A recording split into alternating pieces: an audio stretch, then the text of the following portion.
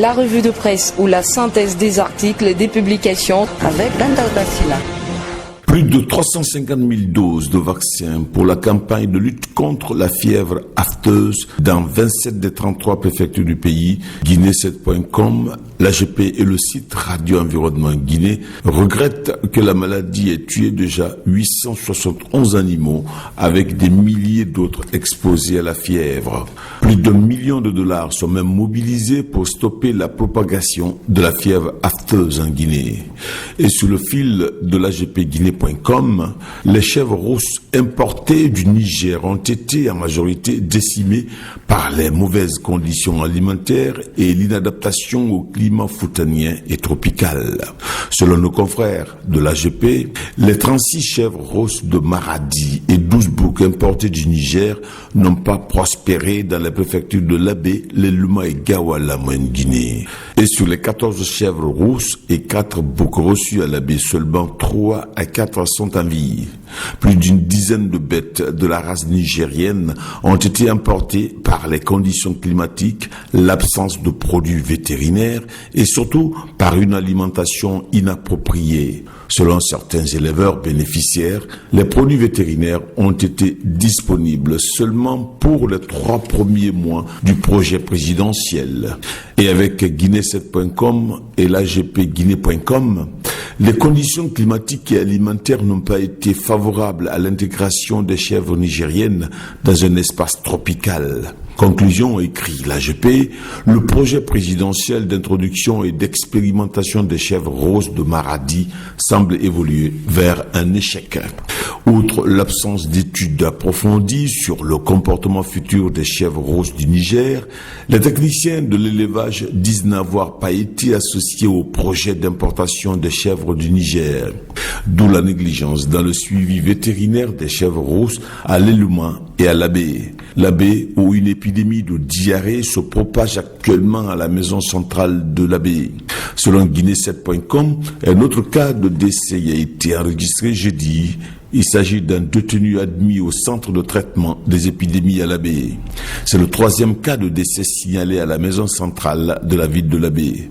Et dans les colonnes de Guinée7.com, des mouvements de protestation jeudi et vendredi sur le campus de l'université de Labé.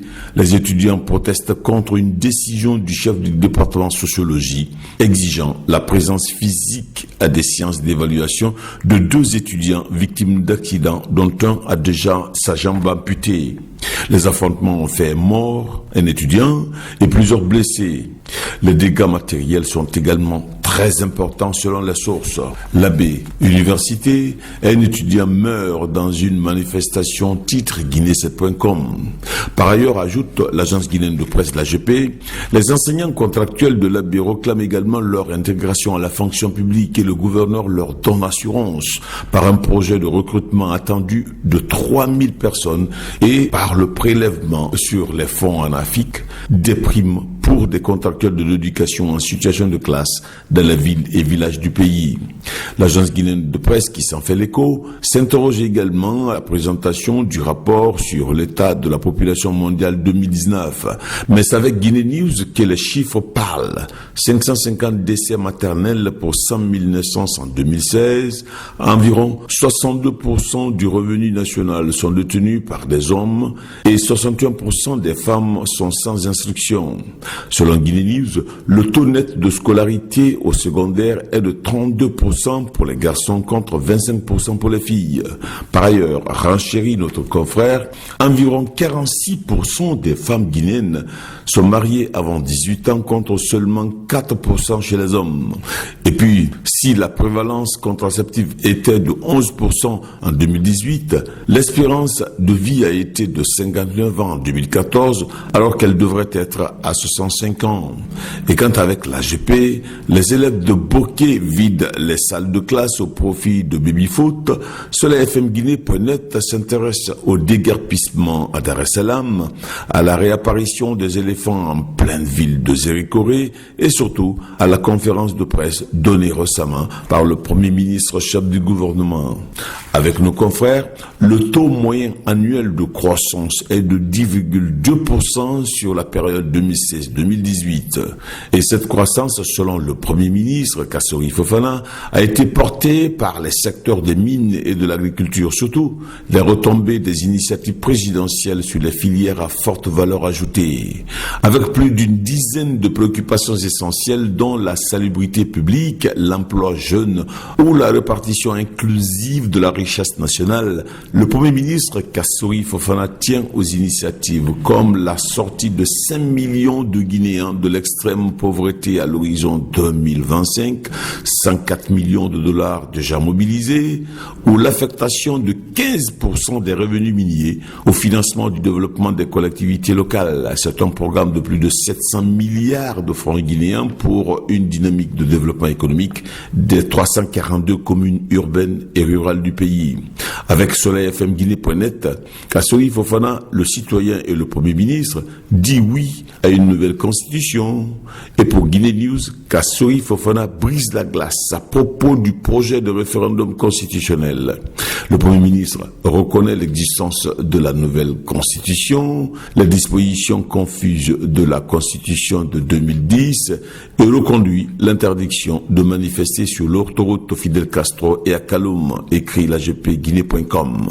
Et avec Guinée7.com, la coalition citoyenne de la société civile dit oui pour la nouvelle constitution, et sur le fil de soleilfmguinée.net, le mouvement pour la 4e République et la nouvelle constitution a été lancé à Conakry.